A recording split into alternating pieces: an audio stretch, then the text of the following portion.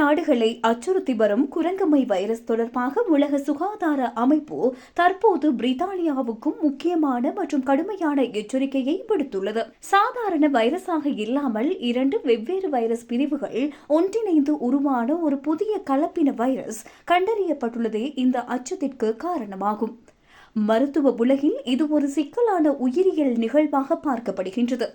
எம்போக்ஸ் Glade 1b மற்றும் Glade 2b ஆகிய 2 வெவ்வேறு வைரஸ் பிரிவுகள் ஒரே நபரின் உடலுக்குள் சென்று தங்களது மரபணுக்களை பரிமாறிக்கொண்டு ஒரு புதிய உருமாறிய வைரஸை உருவாக்கியுள்ளன. இது சாதாரண கண்காணிப்பு நிலையிலிருந்து தற்போது தீவிர எச்சரிக்கை நிலைக்கு மாற்றப்பட்டுள்ளது. இந்த மர்மமான புதிய வகை வைரஸ் உலகின் இருவேறு பகுதிகளில் கண்டறியப்பட்டுள்ளது.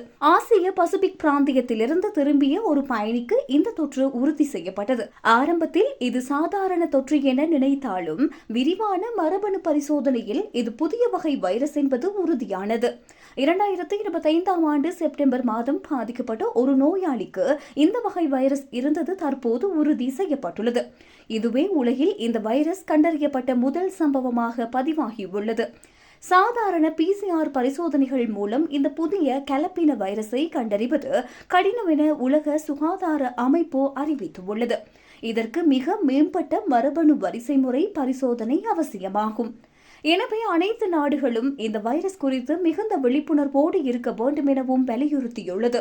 இந்த வைரஸ் காரணமாக ஒன்றுக்கும் மேற்பட்ட பாலியல் தொடர்புகளை கொண்ட ஆண்கள் மற்றும் பாலியல் தொழிலாளர்களுக்கு அபாயம் மிதமான அளவில் உள்ளது.